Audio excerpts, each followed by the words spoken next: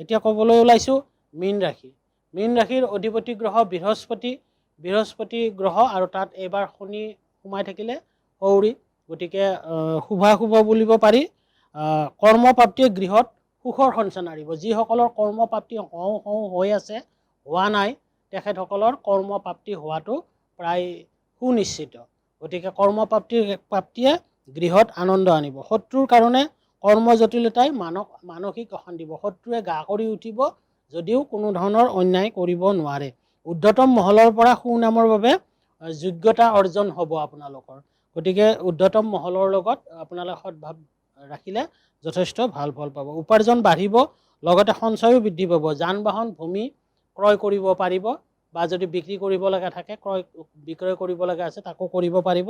শুভ ভৱত আপোনালোকৰ গুপুতে যিসকলৰ প্ৰেম প্ৰণয় হৈছে তেওঁলোকে অশান্তি পাব। তেওঁলোকে যথেষ্ট অপমানিত হ'ব লাগিব পাৰে। এনে সাধাৰণভাৱে বৈধ প্ৰেমৰ ক্ষেত্ৰত যথেষ্ট ভালৰ সময়, আৰু প্ৰেমৰ মাজেৰে বিবাহৰ ক্ষেত্ৰত আগবঢ়া সূচায়। সুকলমে আগবাঢ়িব। বিবাহ বৈবাহিক ক্ষেত্ৰত সুখ ভোগ আৰু বিবাহোপযোগী ব্যক্তিসকলৰ বিবাহ হোৱা সূচায়। গতিকে বিবাহৰ ক্ষেত্ৰত কোনো ধৰণৰ ডাঙৰ অসুবিধা নাই। বৈবাহিক ক্ষেত্ৰত পুৰুষ মহিলা উভয়ে দুয়োপক্ষৰে মনোমালিন্যৰ কাৰকতা, দুয়োজনৰে বুজাবুজিৰ অভাৱ হ'ব পাৰে। আৱেগ অনুভূতিৰ কাৰণে কিছু অৰিয়া লাগিব পাৰে। সাধাৰণ আছে, গতিকে প্ৰবল হ'বলৈ নিদিব।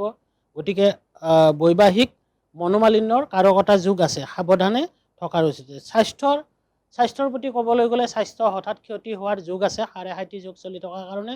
গতিকে স্বাস্থ্যৰ প্ৰতি সম্পূৰ্ণ গুৰুত্ব দিব। আৰু আঘাতৰ যোগ আছে, সাধাৰণভাৱে শনি ৰাশিতে থকাৰ কাৰণে গোটেই বছৰটোৱে থাকিব। গতিকে গোটেই বছৰটো থকাৰ কাৰণে সাৱধানে থকাৰ প্ৰয়োজন। গতিকে প্ৰত্যেকটো পদক্ষেপতে আপোনালোকে প্ৰায় সাৱধান অৱলম্বতা কৰা প্ৰয়োজন। আমোদ প্ৰমোদৰ ক্ষেত্ৰত শুভ ফল দেখা যায়। শৰীৰৰ ডাঙৰ ক্ষতি সাধন নাই। খাদ্যৰ প্ৰতি গুৰুত্ব দিব। পুৰুষ মহিলা উভয়ে প্ৰতিকাৰ কৈছোঁ। সোণৰ অথবা ৩ ধাতুৰ আঙুঠি সোঁহাতৰ তৰ্জনী আঙুলিত ধাৰণ কৰিব। তৰ্জনী বা অনামিকাটো ধাৰণ কৰিব পাৰে।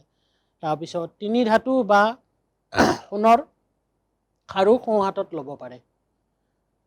তামৰ পাত্ৰত খাদ্য খোৱাটো বাঞ্ছনীয়। বৃহস্পতিবাৰে উপবাস দি সূৰ্য উদয়ৰ পৰা অস্তলৈকে জুইত গৰম কৰা বস্তু নাখায়। সন্ধিয়া সময়ত হালধি গছৰ গুৰিত প্ৰতিদিনে বা বৃহস্পতিবাৰে ঘিৰ চাকি ৩ গছি জ্বলাব। প্ৰতিদিনে হালধি গছৰ গুৰিত পানী দি প্ৰণাম কৰিব। তাৰপিছত ব্ৰাহ্মণ অথবা শিক্ষকক খাদ্য বস্ত্ৰ বা আনন্দ মনেৰে দান দক্ষিণা ইত্যাদি কৰিব। তেনে কৰিলে শুভ ফল পাব।